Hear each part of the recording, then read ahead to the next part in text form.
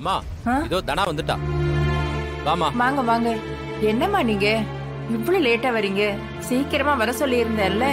Sorry பாட்டி, கிளம்புறதுக்கு நேரம் ஆயிடுச்சு. ஏய் தனா, என்ன உன் மூஞ்சி ஒரு மாதிரி இருக்கு? ஓகே தானே? அது ஒண்ணும் இல்ல சித்தப்பா, பெரியப்பாவை நினைச்சுதான் ஃபீல் பண்ணிட்டு இருக்கா. அதான் யாகம் பண்ண போறோம்ல. இந்த யாகம் முடிஞ்சிட்டா நம்ம வீட்டு பிரச்சனை எல்லாம் முடிஞ்சிரும். பழைய மாதிரி நம்ம எல்லாருமே ஒரே மாதிரி இருக்கலாம். அண்ணனும் எல்லாத்தையும் மறந்து பழையபடி உன்னை ஏத்து பார்த்தானா? நேரம் ஆகுது, இப்படி வந்து உட்கார சொல்லுங்க. தனா உட்காரு.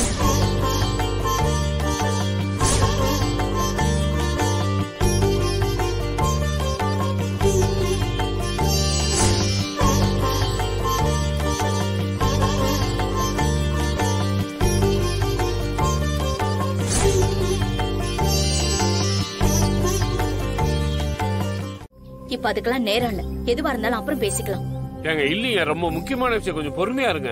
நாங்களே இப்ப பெரிய பிரச்சனையில இருக்கோம். இப்ப வந்து உங்க பிரச்சனை பேசிக்கிட்டு இருக்கீங்க. எதுவா இருந்தாலும் அப்புறமா பேசிக்கலாம். உங்க பிரச்சனை என் பிரச்சனை என்னங்க பிரிச்சு பேசுறீங்க? நீங்க சொல்லி தானங்க என் பொண்ணை நான் அந்த வீட்டுக்கு அனுப்பிச்சு வச்சேன். உங்க பிளான் படி தானங்க எல்லாமே நடந்துட்டு இருக்கு. லிங்கம் சொன்னா கேளுங்க. கார்த்திக் அரெஸ்ட் பண்ணி வச்சிருக்காங்க. இப்ப நான் அவனை பெயில் எடுக்க போயிட்டு இருக்கேன். அரெஸ்ட் பண்ணிட்டாங்களா? ஏன், என்ன பண்ண அவன்? அவன் தனாவை திரும்பவும் கடத்தி ரகுராமோட பண்ண வீட்டுல வச்சு தாலி கட்ட பாத்திருக்கான். இப்ப அவனை அரெஸ்ட் பண்ணிருக்காங்க. ஏங்க, அந்த ரகுராமனுக்கு தெரிஞ்சா சும்மா விட மாட்டானே. அவனுக்கு இன்னும் தெரியாது. தெரியறதுக்குள்ள கார்த்திகை ஜாமீன்ல எடுக்கணும். உங்க பையன் வேணும்னே வம்புக்கு போய் மாட்டிக்கிறாரு. என் பொண்ணு பாவங்க, அவ ஆசைப்பட்ட வாழ்க்கை கிடைக்கணுங்கிறது தானே அவளை அந்த வீட்டுக்கு அனுப்பிச்சு வச்சேன்.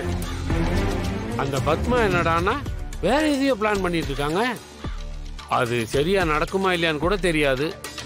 யாரோ போலி மாப்பிள்ளைய பார்த்து வச்சு கல்யாணம் பண்ணி வைக்கிறேன்னு பேசிட்டு இருக்காங்க. தேவையில்லாம போலி மாப்பிள்ளை அது இதுன்னு சொல்றாங்க. எனக்கு ஏதோ சந்தேகமா இருக்குதுங்க. நீங்க தானங்க எனக்கு உதவி பண்ணணும். அதுக்கெல்லாம் இப்ப டைம் இல்ல. உங்க பிரச்சனையை நீங்க பாத்துக்கோங்க. என்னங்க இப்படி சொல்றீங்க? உங்களை நம்பித்தானங்க என் பொண்ணை நாங்க அனுப்பிச்சு வச்சிருக்கேன். அவ வாழ்க்கையை நினைத்தாவே எனக்கு பயமா இருக்குதுங்க. நீங்க கொடுத்த போலி நகைக்கு பத்மா அவ பையனை உங்க பொண்ணை கல்யாணம் பண்ணி வைப்பான். போலி நகைக்கு போலி மாப்பிள்ள தான் கிடைப்பான். என்னால ரகுராம் வீட்டுக்கு போறதுக்கு ஐடியா தான் கொடுக்க முடியும். மீதியை நீங்க தான் பாத்துக்கணும். எல்லாத்தையும் என்கிட்டே வந்து கேட்டுக்கிட்டு இருக்காதீங்க. இப்படி சொன்னா எப்படிங்க? யோ, நானே என் பையனை காப்பாற்றணும்னு போயிட்டு இருக்கேன். நீ இப்போ வந்து உன் பொண்ணு கதையெல்லாம் சொல்லிக்கிட்டு இருக்க. இதெல்லாம் எங்களுக்கு தேவையில்லாத விஷயம். வாங்க. உங்க வீட்டு பையன் என்ன வேலை பண்ணிருக்கான் பாத்தீங்களா?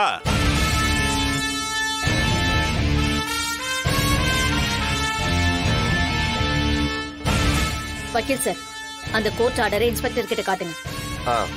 என்னங்க சார்?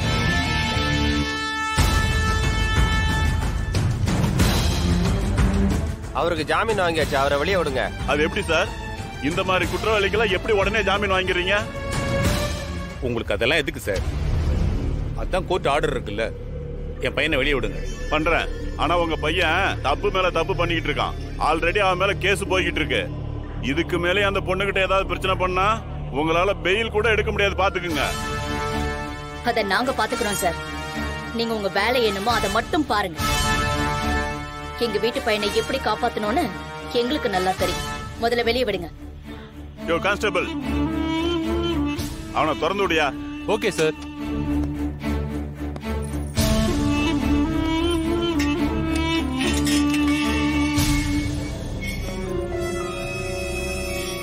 அது வந்து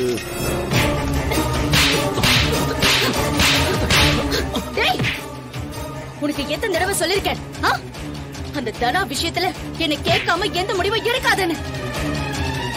இப்ப பாரு எங்க வந்து நிக்கிறவன. இதுக்கப்புறம் ஏதாவது நீ முட்டாள்தனம் பண்ண உன்னை அடிச்சு கொன்னுடுவேன். இல்ல எனக்கு எதுவும். வாய மூடுறா. எதுவும் இனிமே சொல்ல தேவையில்லை.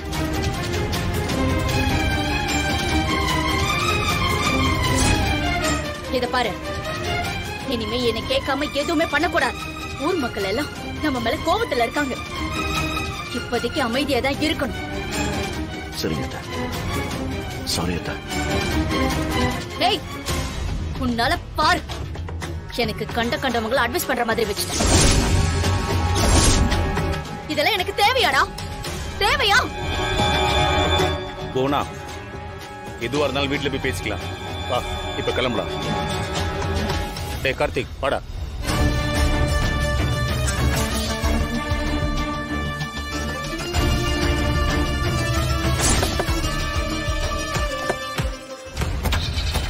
சார், என்ன சார் இது? நாங்க அவ்வளவு கஷ்டப்பட்டு அவனை புடிச்சு கொடுத்தா இப்ப அவனை வெளியே அனுப்பிட்டீங்க. மேடம், ஜாமீன் வாங்கிட்டா எதுவும் செய்ய முடியாது மேடம். எவ்வளவு பெரிய தப்பு பண்ணிருக்கான். அவனுக்கெல்லாம் எப்படி சார் ஜாமீன் கொடுக்கறாங்க? நம்ம சிஸ்டம் அந்த மாதிரி ஒண்ணும் பண்ண முடியாது. இனிமே நீங்க கோர்ட்ல தான் பாத்துக்கணும். அவன் பண்ண தப்புக்கு கண்டிப்பா அவனுக்கு தண்டனை கிடைக்கும். ஐயர் நம்மளை பத்தி நல்லதானே சொன்னாரு. ராமர் சீதை மாதிரி நம்ம ஒன்னா வாழ்வோம்னு சொன்னாரு. கேட்கறதுக்கு சந்தோஷமா தான் இருக்கு. ஆனா எனக்கு தெரியும் சீனு, நீ என்ன நினைக்கிறேன்னு. சாரு நம்ம வீட்ல இருக்கா. உங்க அம்மா என்ன மருமகளா ஏத்துக்க மாட்டேங்கிறாங்க. அதுக்கு என்ன பண்றதுன்னு தானே யோசிக்கிறேன்.